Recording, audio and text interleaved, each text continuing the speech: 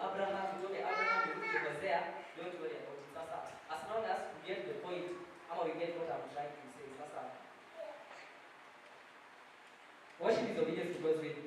When God called Abraham, alikata, he did it. He did it. That is worship. Worship is also sacrifice. What do I mean?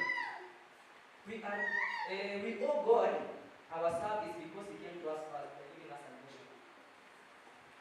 We are given salvation like Christ paid the price. Literally paid the price. So we owe God our service. Like you're not doing God a favor. You're not doing God a favor to worship Him. You're not doing Him a favor. You owe Him a service. Literally, you owe Him. You're not doing Him a favor by coming to church. You're not doing Him a favor by being a praise and worship leader. I like speaking about praise and worship because I myself am part of praise and worship. Yeah, I like singing. Yeah. So you really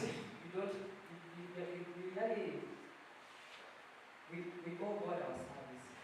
You're not doing God a favor to come to church. It is a mandate. You're not doing God a favor to help the needy. You're not doing God a favor to do all these things.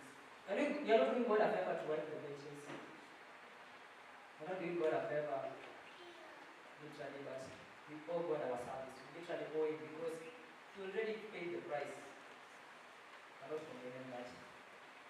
Worship is relational. Worship is relational. It's a relationship between you and God. If there's no relationship between you and God, then that's not true worship. That's not true worship. Worship is a lifestyle. Like crazy. Worship is a lifestyle. Romans 12 verses 1. Romans 12, a very common verse. Romans 12 verses 1. Romans 12 verses 1 says, yes, thank you so much. I beseech you, brethren, by the mercies of God, that you present your bodies a living sacrifice, wholly acceptable to God, which is your reasonable service. And do not be conformed to this world, but be transformed by the renewing, that's verse 2, by the renewal of your mind, that you may prove what is that good and acceptance and perfect will of God. Offer your bodies, present your bodies a living sacrifice, holy and acceptable. So inamaanisha even tunasemanga kuja kwa Mungu bila huko, si kila saa lazima ukuje bila huko. Ndio. Holy and acceptable. Literally, holy and acceptable. So there's sanctification that is also needed for you sometimes to approach God. Unajua wakati ufai familiarize na God. Ufai familiarize na God. Unajua kina alikuwa anajua God Father, you are just my God, man. And then anaua Abel. And then now he expects now God to come and say, yo, what did you do? I'm sorry.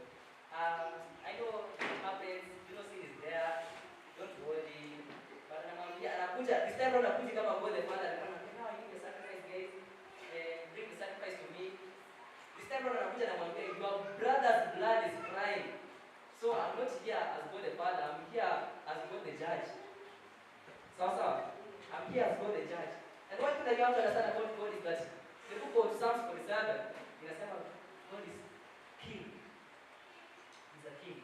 King is like a president where we elect him and we met alafu ukishamu elect akitugo, tunaanza kutengeneza memes, nasema atoke, wengine wasema abaki, nini. Nasema president afanye kazi. No, God is not a president. God is a king. And king ruled by dictatorship.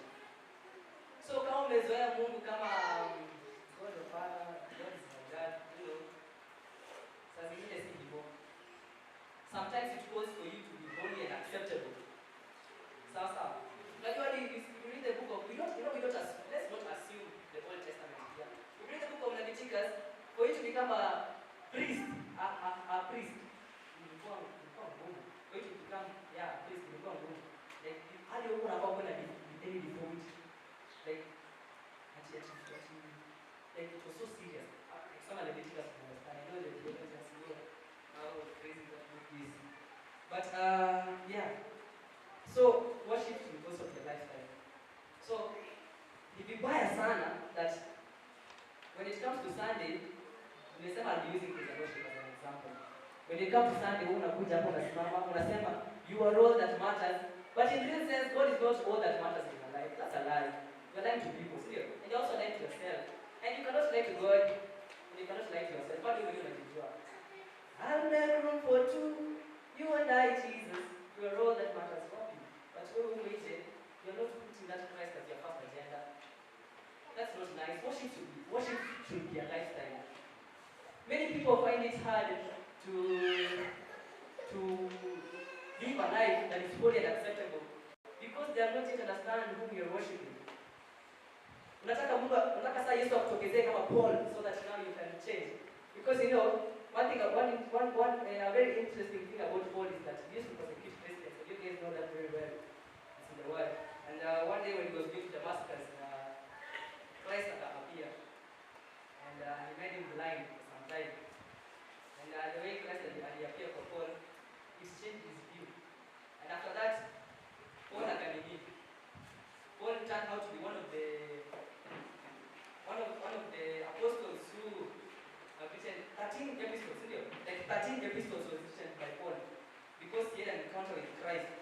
But one thing that you need to know about Paul is that Christ alimwambia, you have been persecuting my people, now you are going to suffer for me. That is one thing for sure. You are going to suffer for me. Hadi alikuwa kwa jela, amefungwa cheki, lakini is writing one of the most beautiful epistles. Like in this mission, anatoka hapa hivi, anakataliwa na watu wa Thessalonica, anaenda Berea, anatoka Berea, anatoka Berea, anaenda wapi, anagongwa na mawe. Paul alikuwa anachapwa na mawe, watu wakishaenda anaamka na realize, oh yeah, let me go to another town. Anapanda ship inakuwa wrecked, ship inafika kwa sea, inavunjika. Crazy, si ndio? Wanaingia kwa island, wanapata na nyoka. But he had to do all these things so that we who are the Gentiles. You're really Gentiles. Nashangaa Gentiles na nani? So wewe ni Jew. Hapa ndani hapa ni Jew, who's a Jew? So you're all Gentiles, ndio. So Paul is one of the reasons why we have this gospel. We are new Gentiles. And yeah, that is a very interesting story about Paul. And let me also say this.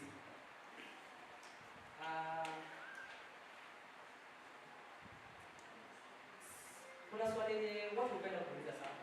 And somebody will approach you if you are a true Christian and anakuambia, if God is really, kama huyu God wenu wako, achana ni kama huyu God wenu mzuri, why does he allow evil to exist? Why does he allow sin to exist? Because hadi wewe unajua, the word of God says that God is sovereign. Hadi unajua God is sovereign. So inamaanisha he has with a snap of a finger, we can end everything. Still. And I said, he has even power to make people get out of us. Still.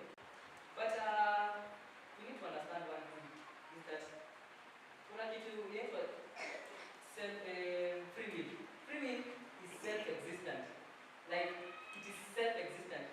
The same way, there is opposite ya kila kitu. Kama kuna up, automatically kuna down. Still. Kama kuna right, obviously kuna left. Kama kuna good, obviously there is evil. Yeah, so hatuwezi sema ni ilianza na Adam, because even the devil himself in the book of Isaiah, the book of heaven, something came to his mind. Akasema, why not me? Why should I? What I mean is to send that for. What I mean is to worship. So in a nutshell, there is a form of free will that is self-existent in us that allows us to see if we can obey evil or we can obey good. You can either be a slave to righteousness or be a slave to sin. And whenever you are a slave to sin, it means you'll have to do whatever sin has to offer as long as evil is concerned. But if you are a slave to righteousness, you'll have to do whatever righteousness has to offer as long as holiness is concerned. So, that form of free will is self-existent. It is an entity. It is self-existent. You can't say that God created it. No. It is self-existent.